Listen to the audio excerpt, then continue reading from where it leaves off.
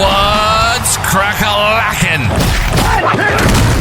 Welcome in to My Mind is a Weapon Fantasy Football Show.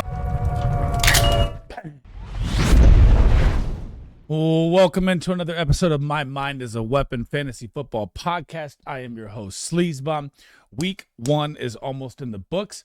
This is going to be an early look at my top 10 waiver wire pickups for the week. And it's always going to be league dependent, guys, because some people play in shallower leagues, some people play in deeper competitive leagues. So I'm going to try and cover players that cover all aspects. You know, obviously some of these players may not be available in your more competitive leagues. I'm going to give you the waiver value I would use if you do rolling waiver. I'm also going to give you the fab value I would use as well, guys. And before we dive into it, as always, guys, make sure you tap that thumbs up, hit that subscription button. I'll be bringing you fantasy football content all year long to help you dominate your leagues. If you guys want to check out our Discord, the guys Patreon the guys FF with my partner Big Draft Energy, it'll be pinned in the comments. It will also be in the description, guys. We cover everything fantasy football for you guys. I can't thank you guys enough for the support there as well. And as always, we're going to shout out our sponsor, Drafters Fantasy Sports. If you haven't signed up on drafters.com, make sure you use promo code SLEAZE. It'll match your deposit to $100. You can do best ball drafts, midway season through, pick'ems, DFS, everything like that. That is all covered in there. And let's dive into my top 10 waiver wire picks you should be picking up. But I'm going to leave Monday Night Football out. So obviously the Bears play the Vikings tonight. If an injury happens, I will also pin that in the comments to keep you guys up to date on that as well. And let's take a look at the players you should be picking up heading into week 2. Starting off with number 1, it is going to be Justin Herbert. My goodness, did the LA Chargers offense shock me and shock probably the entire world here. You're going up against the Kansas City Chiefs. Their run defense is very stout, and you thought the Harbaugh run game was going to be how they were going to do this. They went and got Amari and Hampton. They went and got Najee Harris. They opened up the pass game. This man looks like a top 5 quarterback. It is absolutely insane how good he looked in this game. He had 34 pass attempts, which ranked number 12, and all these numbers, you got to think of these as, the Chargers weren't supposed to pass heavy at all this season. This is supposed to be, a tempered 50-50 kind of look. And you got a whole new look at Justin Herbert in this offense. So number 12 in pass attempts there, 25 pass completions, number 9 there. Passing yards, 318, third on the week, 33.9 fantasy points as well to go with it. Completion percentage was great, 73%, number 6 there. 3 touchdowns through the air, which was number 2. Rush yards, 32, which was number 10. He also had a 20-yard rush called back, so he could have had 50-plus rushing yards. So you do see that he's going to be running more this year, so those updates were not a lie. Deep ball, number 4, that's 8th in the NFL as well, and QBR was 88.9, which is number 4. Now, what you have to look forward to here, and why he is worth your number 1 waiver spot if you do rolling order, and fab, I would spend 40 to 50% if he's still available on your wires. And remember, this is for all league guys, so it covers all leagues here. You get the Las Vegas Raiders, tough matchup week 3 versus Denver Broncos, then the Giants, the Commanders, the Dolphins, the Colts, the Vikings. Those are all going to be games where Justin Herbert is going to splash. And if he keeps it up with Keenan Allen, who was a flex play of mine, that was a great call there. You got Quentin Johnston. Obviously, no one hit on that. That was absolutely crazy. He looked great. And you got Ladd McConkey still. All these weapons around him is going to be immaculate. He looks so goddamn good.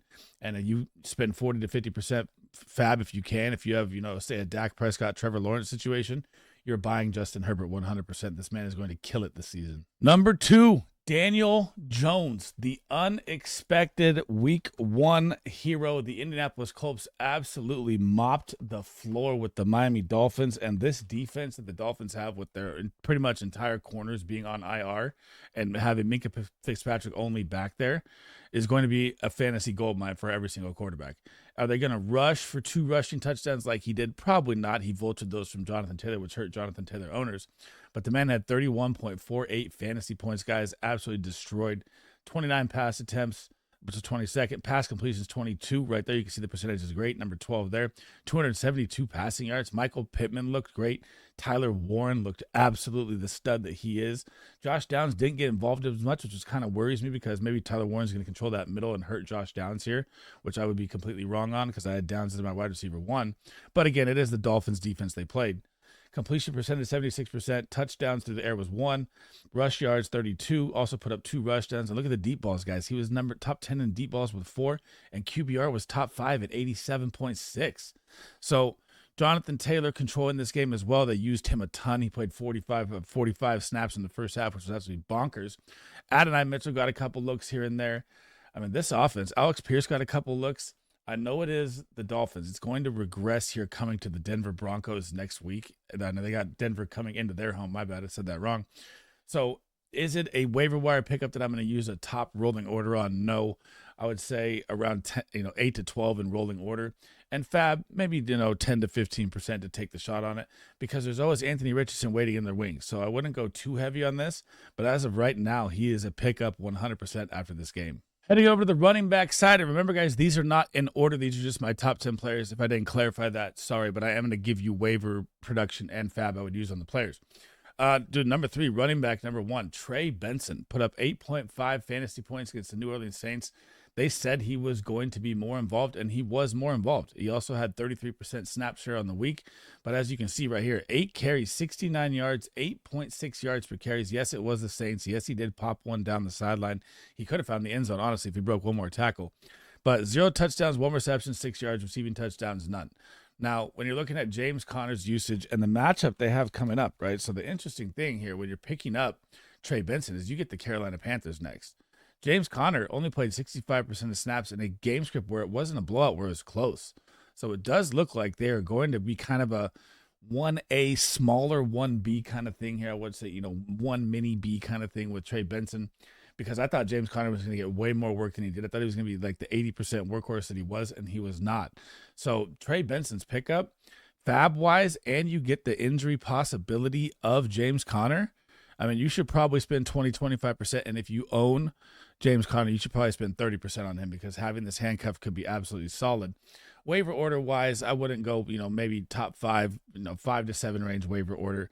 I wouldn't use the top 1, 2, or 3, unless I had Conner, then I would. But Trey Benson looks like the handcuff of all handcuffs if anything happens to James Conner right now. Number 4, running back number 2, rookie Dylan Sampson for the Cleveland Browns, put up 17.3 fantasy points on 43% snap share. I did have him higher in my running back rankings than Jerome Ford. I did not trust Jerome Ford in this game.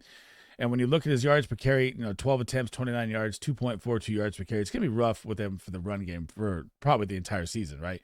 But what I talked about, what I alluded to all season, why I like the Cleveland Browns, and you're going to see a lot of Cleveland Browns on this waiver wire list, is because they're going to be playing from behind, and the pass volume is going to be heavy, and the run game is going to be non-existent. Even if Quinshon Judkins comes back next week versus Baltimore, are you really going to start him versus that run D? It's not a James Cook type style like you saw last night on Sunday Night Football. It's going to be a different look. So there is the opportunity of Quinshon being back, but week 2, when you're playing Baltimore, Dylan Sampson is going to become a flex play, because they're probably going to get crushed, and he's probably going to get 8+ receptions again with 64 kind of yards with a possible chance of finding the end zone, because they're not going to be ahead in this game, guys. So when you're using your waiver order, if he's available, this is pot. If you have Judkins as well, I'd say even higher. But if you have a 3 to 5 range waiver order rolling over, I'd use it there. And I would use about 15-20% Fab. And of course, if I had Judkins, I would use more here. And I really think Dylan Sampson is going to be a solid sleeper flex play next week versus Baltimore, because they're going to be trailing massively. And moving on to number 5, God, I didn't mean to have his picture rolled to the right there. It should be centered. But it's going to be Cedric Tillman. And I talked about this as well with the Browns game. And I just talked about it with Dylan Sampson and how I want this to look, and how I've been saying that volume is king all year long in fantasy football. And Cedric Tillman is going to give you another possible deep flex play again. So 8 targets. This is what you have to look at. And remember, you're playing the Ravens this week. They're going to have massive passing volume. 5 receptions, 52 yards, 1 touchdown, 17% target share as well to go there. But we're going to talk about that target share when we get to the tight end that I want to add here as well at the end of this video. 70% snap plays and 86% snaps, 70 snaps played, 16.2 fantasy points. Now, when you look at this offense and how they're going to be using Cedric Tillman, he's out there as the wide receiver 2 the whole time. Isaiah Bond probably not going to touch him. Jerry Jeudy going to be the XY with him the whole way. And when we get to the tight ends, I'm going to save that for the tight ends. But Cedric Tillman, if you need this week, I would spend maybe waiver wire 5 to 8 range, 6 to 8 range on the waiver order, possibly 15-17% on Fab, because it's kind of hard to trust, with the Cleveland Browns and how they're going to spread it around. But this guy could be a flex play any single week just based on sheer volume. Number 6, wide receiver number 2. The surprise of week 1 and the hype was there. We just didn't really see it, honestly, to look at it. So Keyshawn Boutte, the 23-year-old second-year New England wide receiver, was out there with Stephon Diggs type numbers at 82% snaps. The snaps played was 77, so that percentage down there is a little wrong. But 16.3 points on the week, 8 targets, 6 receptions, 103 yards. He looked absolutely great, beating man coverage, finding the zones. It made a highlight catch as well. And when you're looking at the offense, is it going to change with Stephon Diggs maybe getting a little more attention? Possibly. It was his first game out there. They lost to the Raiders. They trailed in this game. The pass attempts were crazy for Drake May. I don't know if it's going to be like that every game. So when I'm looking at the Keyshawn Boutte value to pick him up, it's probably like waiver order 7 to 9 I would use, and probably like 5 to 10% fab, because it's not fully known yet, but it does look good and it does look surprising, and it looks like he's the upcoming with a possible chance. Say Stephon Diggs is gone next year and it's Dynasty or something, and he's out there. Dude, this guy could be the wide receiver 1 moving forward. He looked absolutely phenomenal. Number 7 is going to be the talk of the town, Quentin Johnston. Now, when it comes to this guy, he's probably going to be at the top of all of your lists, because there's literally no way that anyone started him or had them in their roster. Like on even my leagues that are competitive, he's on the waiver wire. So comes out in week 1, does play 82% of the snaps. So he is the alpha across the way. He is their big body guy. You're going to have Ladd and Keenan as the target guys across the middle, but this is their big body threat. This is their red zone guy. They looked at him in the red zone, I think 3 times in the game, which is encouraging there. So 24.9 fantasy points, literally outproduced almost every single wide receiver in fantasy football in week 1, which is crazy. 7 targets, 5 receptions, 79 yards, and 2 touchdowns to go with it. His target share was 20%, and this guy, I mean, if he's out there 82% of the time, when I talked about Justin Herbert and this passing offense, is it going to be a pass heavy like that offense all year? Then Quentin Johnston is going to be a flex play weekly at this rate. And you could have Keenan, Quentin Johnston, and Ladd McConkey all be flex plays and kind of play Russian roulette like you will with the Chicago Bears type wide receivers. But when you have Justin Herbert, man, this offense looks scary. So when it comes to waiver order, I mean, I don't really want to use my waiver 1 on him. I would say 2 to 3 range. I'd like to hold that waiver 1 if I have a running back that gets hurt. But there's also the thought of, this has happened before in years before, that Quentin Johnston has his blow up week, and then he's a waiver wire darling, and then he's back on the waiver wire 2 to 3 weeks later. So I would temper your expectations with Quentin Johnston on that, kind of front. But fab wise, probably 10 to 15%. I'm not blowing, crazy amount on a guy that we don't really trust in fantasy football. But as of right now, I mean, he looks amazing, and this offense looked amazing. And if you take the shot at him, I'm not mad at it. I just personally won't spend that much on him this week. Number 8, last but not least for the wide receivers, Hollywood Brown led the NFL in targets in week 1 with 16, which is absolutely bonkers. But you had Xavier Worthy get friendly fire, take a hit from Travis Kelce. All we have for the update is dislocated shoulder. Could it be 3 to 5 weeks for him? If he needs surgery, could be season ending. He could play through it with a massive re-injury risk. So Hollywood Brown, I mean, is becoming a legit fantasy football pickup right now, 100%, because you have Rashee Rice out till week 7 too with his suspension. So, and then Travis Kelce, man, I try to tell you guys, I know he got the touchdown on a busted play, but he does not look like he's getting much separation this year. So when you're looking at volume, 16 targets leading the NFL, this is what you want with Patrick Mahomes at quarterback. 10 receptions, 99 yards, 41% target share, guys. I want you to hear that again. That is 41%. That is almost half the team targets that he took, which is absolutely bonkers. And he played 93% of the snaps. This guy's never going to come off the field for them. 19.9 fantasy points. If you want to use your waiver 1 on this guy, I'm not against that in this moment right now, because the situation looking ahead, this guy's going to see massive volume for almost half the season, like at least till week 7, right? And then they have their bye. So that's why I call it half the season. You could use waiver 1. You could use 60 to 70% fab. If you're in win now mode and you lost week 1, time to go get this guy. He's going to be a flex play every single week, especially with all these wide receiver injuries that they have with Xavier Worthy, Rashee Rice. And I'm telling you, Travis Kelce didn't look like himself out there, guys. So Hollywood Brown is going to absolutely feast. Heading over the tight end side, at number 9, it's going to be Michael Mayer. And we did have Brock Bowers go down with an injury. So this is contingent. So don't blow a ton of fab or a ton of waiver on this yet, because we don't know. But this is definitely contingent on, I think, that Brock Bowers is going to miss week 2. So he limped up on his own. When you have a non-contact injury, it always looks bad. Limped up on his own knee kind of thing there. He said, quote unquote, it's going to be fine. Doesn't mean that he's going to be out there by any means. So when you're looking at Michael Mayer, he was doing this production with Brock Bowers as well. He was still out there in a massive amount in 12 personnel sets. Like Pete Carroll knew this coming in, and that's why they didn't trade him. Michael Mayer was, a heavy trade, talked about coming in. But you have to look at this. He played 63% of the snaps, played 75 snaps. Target share was 11%. He put up 9.8 points still at tight end, which is better than Evan Ingram if you started Evan Ingram. And none of these numbers really hit after Bowers was out. So he was still part of this offense either way. So when you're looking at it, if Brock Bowers goes down, then you can take all of Brock Bowers and put literally probably 8 to 10 targets going to Michael Mayer, because this guy wasn't a slouch tight end coming out of Notre Dame. He was a high draft pick. That's why he was a trade target. That's why they kept him. And man, if Brock Bowers' injury, we don't have the full update again, make sure you're paying attention before waiver night.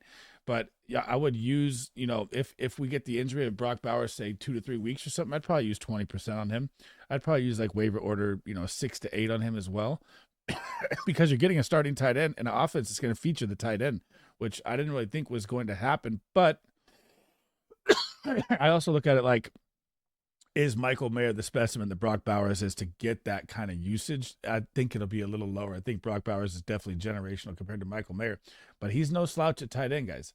So if he's available and it's like, say someone doesn't even pick him up, I'm definitely holding the roster spot for him as well too. Number 10, wowzer, Harold Fannin Jr. And I had David Njoku as my tight end 1. And just imagine if all this volume went to Njoku, it would have been absolutely great. This man looked electric. They talked about him all camp about how he's going to be involved. None of us saw this coming. He is on the waiver wire on probably every single league. This guy comes out, and again, this leads to my Browns talk all year long of you're going to get massive passing volume from behind all year. So 9 targets, 7 receptions, out-targeted Njoku, 63 receiving yards. Target share was 20%. Snaps played 67%. Fantasy points 17.1. Absolutely looked like a stud. Yes, they played the Bengals defense. They are going to get the Ravens this week as well, like I talked about with Cedric Tillman and with Dylan Sampson in this video as well. But the volume, and volume is king. You have to realize this in fantasy football. Waiver order that I would use here. Now, it's going to be tough because you still have Njoku out there, right? So if I own Njoku, I'm definitely spending a higher waiver order. But if I don't own Njoku, I'm probably like 5 to 7 range on waiver order. And fab-wise, if he's out there, if I have Njoku, I'm 30%. If I don't have Njoku, I'm 20%. Because, man, he looked the part. Separation he was getting was great. Finding the zone spots was absolutely phenomenal. And Flacco looked at him a ton. And when you're out there, and this is his first NFL game. This is 72% snaps. You don't think this is going to go up after this? It's going to go up. He looked absolutely freaking phenomenal. And I cannot believe I did not see this coming with Harold Fannin, but now is the time you need to start picking this guy up right now.